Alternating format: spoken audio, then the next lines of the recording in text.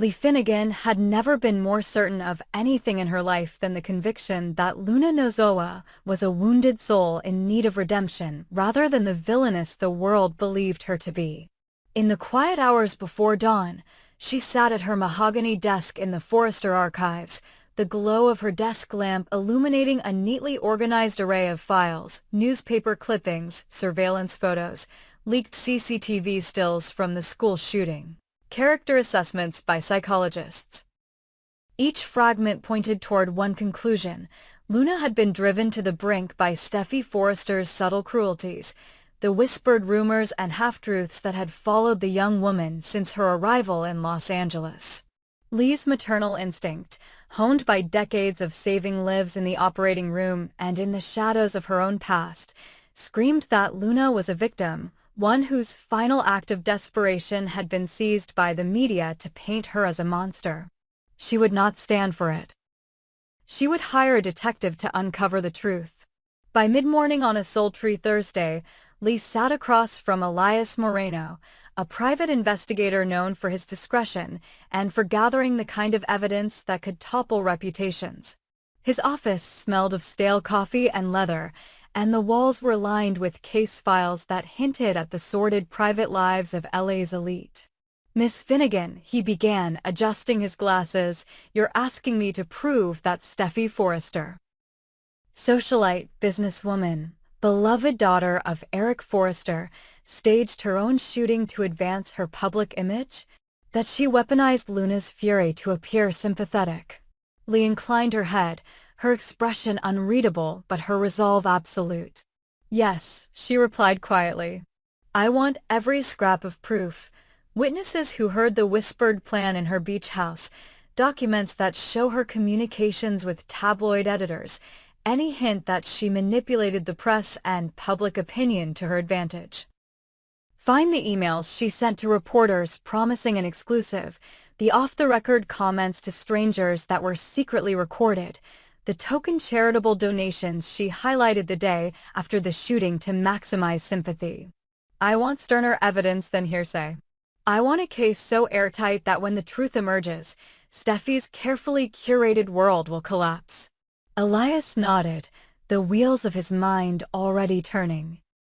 Over the next 48 hours, Lee conducted her daily routine of overseeing Finn's medical research grants and checking in on the patients at the hospital, all the while communicating in code with Elias's team via burner phones and encrypted emails. Meanwhile, the Forrester, Logan, Spencer alliance learned to live under a new kind of tension. Reporters sniffing at the edges of the story, cameras flashing at Brooke Logan's office, social media trolls resurrecting ghostly images of Steffy in a hospital gown, gripping her wound as if she were the world's greatest martyr.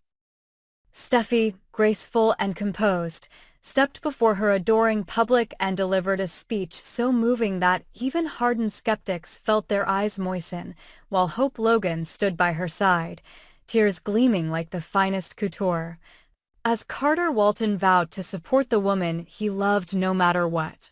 But behind the scenes, Finn's world was cracking open. He had returned home from a long day of rounds to find Lee's laptop open on the kitchen counter, her detective's dossier lying beside a fresh cappuccino. At first, he assumed she was investigating Luna's background to clear her name, yet as he scrolled through the documents, his blood ran cold. Emails traced to Steffy's private address, intercepted phone transcripts between Steffy and a reporter at West Coast Confidential, a video file labeled Steffy's Plan, showing a discreet gathering at the cliffside villa where, beneath the laughter and champagne glasses, someone could be heard praising the emotional impact of a near-fatal brush with death. His heart hammered as he realized the scope of his mother's gambit. She was not only protecting Luna, but actively undermining his wife, painting Steffy as a manipulative architect of her own suffering. Finn felt an aching betrayal twist inside him. He had devoted his life to two women, both of whom had saved him in different ways: Steffy, who had nursed his wounds on the battlefield of his own scandalous past, and Lee, his adoptive mother, who had given him life and purpose in a world that had almost destroyed him. He could not imagine choosing between them. That night, he confronted Lee in the study, the detective's files spread across the desk like a damning verdict. "Mom," he began, his voice tight with anger and sorrow, "what are you doing? This isn't protecting Luna, it's destroying Steffy. You're manipulating the press, you're twisting facts, you're playing God." "Why?" Lee looked up, her eyes reflecting a mother's fierce love and a doctor's clinical detachment. "Finn, you know what it's like to be on the receiving end of false rumors. To have your life torn apart by gossip that ignores the truth. Luna has suffered so much. Steffy used her pain for publicity, and the world swallowed it. I will not stand by while they twist Luna's anguish into fodder for tabloid headlines. I did this to save her." Finn slammed his hand onto the desk, rattling the files. "At what cost?" "Steffy nearly died, Mom. The whole world thought she was on her deathbed. She's your daughter-in-law. She's the woman you welcomed into this family. How can you justify making her a martyr for your cause?" Lee's face faltered for the first time. "Because the greatest sin is to let the innocent be crushed by lies." In the days that followed, Finn became a man at war with himself. He attended press conferences where Steffy delivered tear-stained testimonies, and his heart ached for her courage. He saw in her eyes the same determination he admired in his mother, yet he knew that Steffy had not orchestrated the shooting. He watched Lee at the hospital, offering Luna her gentle touch, soothing her nightmares at dawn, and he remembered how Lee had saved him from the brink of despair when he was a lost young man. But every time he looked at Luna, he saw the haunted gaze of someone who had been driven to the edge by relentless judgment. The evidence Elias brought in mounted, call logs between tabloid editors and Steffy's publicist matching the exact moment the shooting occurred. Eyewitness testimony from a gardener hired by the Foresters who claimed he overheard Steffy instructing him to be somewhere else at the time of the incident. A signed contract between an entertainment lawyer and a freelance journalist guaranteeing exclusive rights to Steffy's heroic recovery. The case was airtight, just as Lee had demanded, but it was also devastatingly dishonest. Finally, on a bleak Monday morning, Finn made his decision. He found Lee in the hospital chapel, kneeling before a simple wooden cross, her stethoscope draped like prayer beads around her neck. The corridor was hushed save for the distant hum of monitors. "Mom," he said softly. Lee rose, the weight of her secret etched on her face. "I know everything," Finn continued.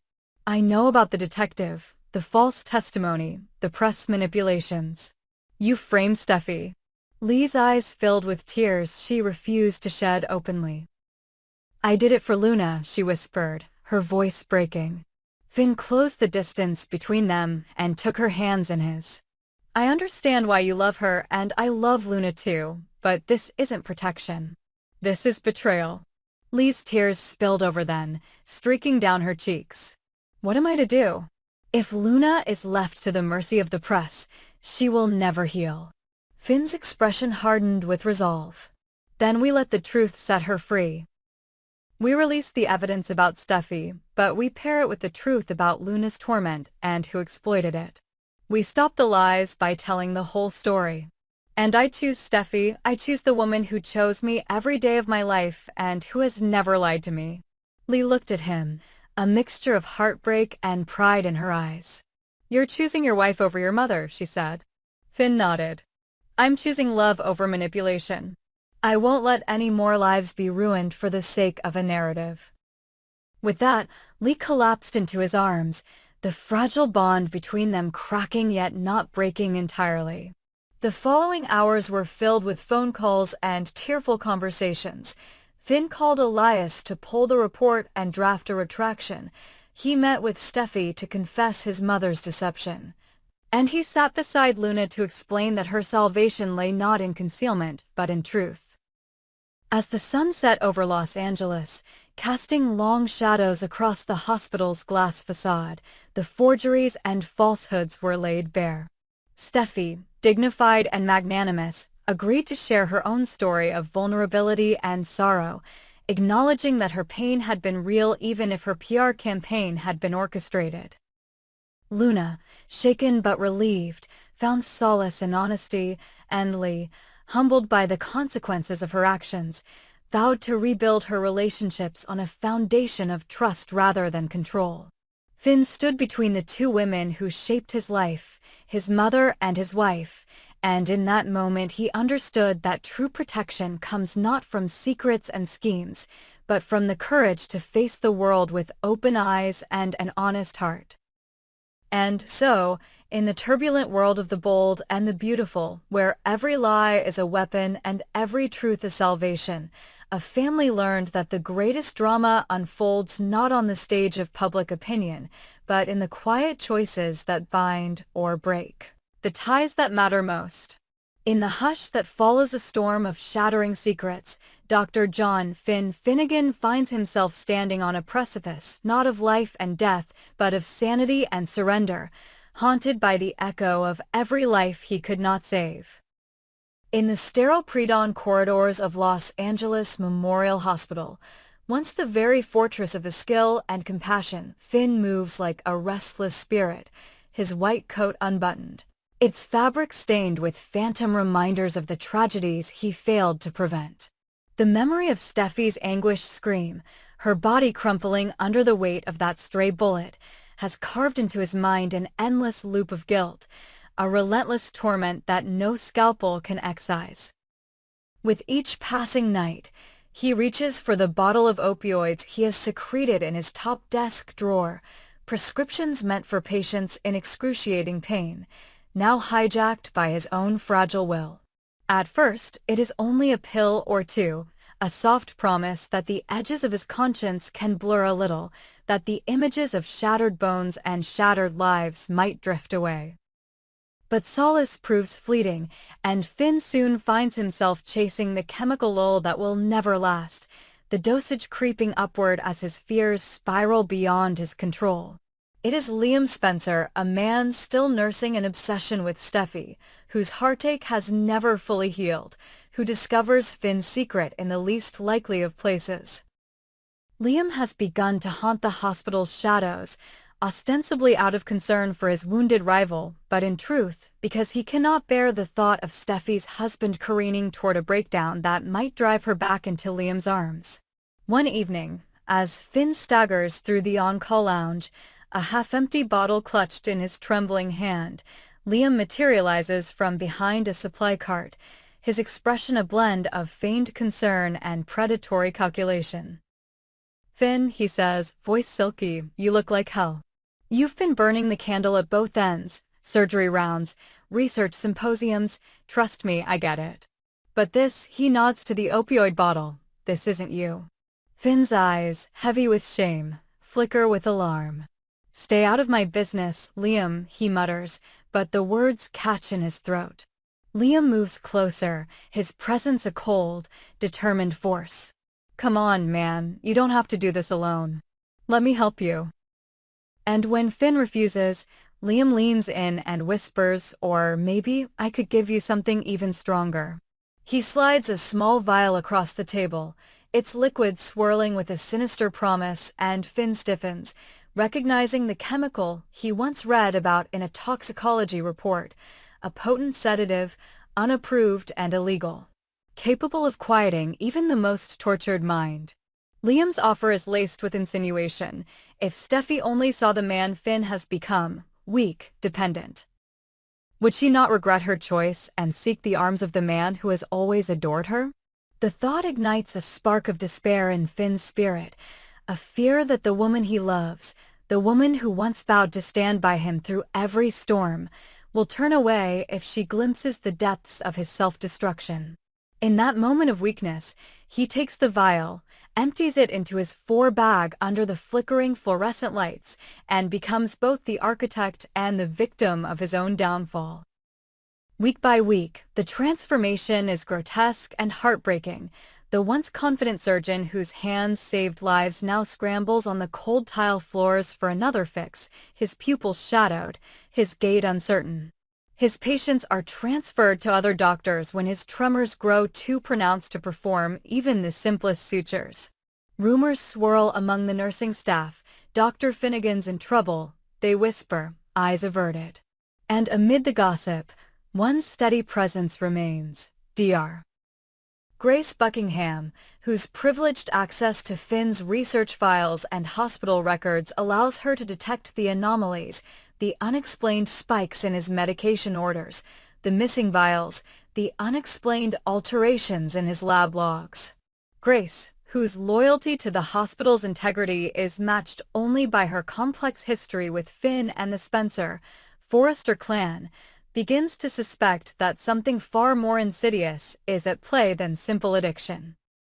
As Finn drifts further into the numbing haze of painkillers, Grace doggedly follows the paper trail, combing through encrypted emails and secured text logs that trace back to Liam Spencer's uncharacteristic late-night visits to Finn's office. Beneath the veneer of fatherly concern, Grace uncovers payment transfers from Liam to an anonymous account known to procure illicit substances. She watches Liam's calls to known smugglers, cross-referenced against the times Finn's toxicology reports show the presence of the unapproved sedative. Bit by bit, she pieces together the evidence of a deliberate plot. Liam, desperate to see Steffy's heart reopen to him, has become a puppeteer, feeding Finn the very poison that will break the bond between Finn and Steffy and allow Liam to slip back into Steffy's life as her savior. One storm-tossed night, Grace confronts Liam in the abandoned supply corridor behind the surgical suites, her laptop open to a dossier that glows with damning proof. Thunder rumbles overhead as she lays every transaction bare, the dates, the amounts, the names along with Finn's lab reports confirming the toxic levels in his blood. Liam, caught in the glare of the hospital's emergency exit sign, shifts uneasily, his mask of confidence cracking. "You have no idea what I'm trying to do," he protests. "I'm saving her marriage." Grace's voice is cold as the rain pounding the windows. "You're trying to destroy him. You're poisoning your friend, your rival, for your own selfish gains. I will not let this continue." Liam's gaze darkens. "You think you can stop me?" But Grace does more than threaten. She summons hospital security and the head of medical ethics, presenting them with the digital and physical evidence that transforms suspicion into undeniable fact. In a flurry of alarms and locked doors, Finn is discovered unconscious in his locked office, surrounded by empty pill bottles and the remnants of that lethal sedative. The code blue call echoes through the halls as Grace administers naloxone, her hands steady even as her heart aches for the man she once admired. But Finn's overdose is only the opening chapter of his downfall. Before the night ends, he is formally stripped of his medical license pending investigation and admitted as a patient in the very rehab unit he helped found. An irony not lost on the hospital board or on the murmuring press corps already waiting in the lobby. News flashes across daytime talk shows. Dr. Finn Finnegan, heroic surgeon or fallen addict, and social media explodes with memes and merciless commentary.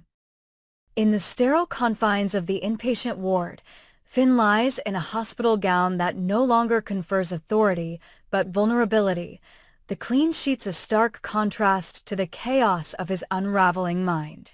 His eyes, once bright with confidence, now flicker with remorse as he realizes how far he has fallen and whom he has betrayed. The first to visit is Steffy, her designer handbag replaced by a simple bouquet of lilies, her composed facade cracking as she sees the hollow despair in Finn's gaze. Without words, she sinks into the chair by his bedside, her hand searching out his, and for a moment their love transcends the scandal that surrounds them. Yet, even as she promises to stand by him through recovery, Finn cannot escape the knowing glances of nurses, of fellow patients, even of children visiting their parents, who view him as cautionary tale rather than the healer he once was. Meanwhile, Liam Spencer watches from a distance, having evaded public censure through a carefully timed alibi and the absence of direct evidence that would tie him to the smuggling operation. He attends the board meetings behind closed doors, his demeanor one of concerned ally, calling for compassion for Finn while steering Steffy toward thoughts of moving forward without her fragile husband. But as the days pass, Liam's victory tastes bitter, for he cannot force Steffy's heart to reopen to him when she sees him no longer as her protector, but as the very architect of her husband's downfall.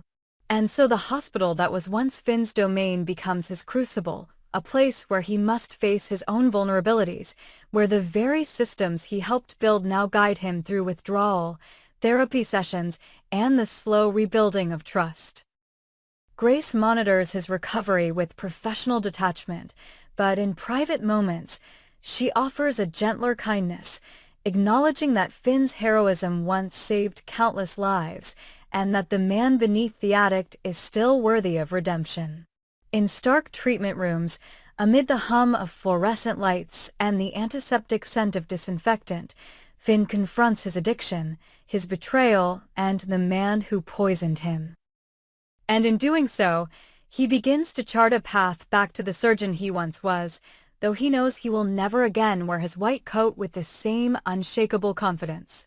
In the end, it is not a scalpel but the slow, agonizing work of self-reclamation that will either restore Finn to his rightful place or condemn him to the shadows he once fought so hard to leave behind. The fallout reshapes alliances. Steffy's empathy deepens into fierce loyalty, Grace's integrity earns her the respect of a broken man, and even Liam, haunted by the knowledge of what he destroyed, must reckon with the emptiness of a victory built on ruin. And in the teeming heart of the bold and the beautiful's perpetual drama, where ambition collides with betrayal and love fights for every inch of hope, Finn's journey from healer to victim and, perhaps, back again becomes the most poignant reminder that the greatest wounds are not those visible on X-rays, but those carved into the soul, and that sometimes the bravest act of all is to admit we cannot save ourselves without letting others in.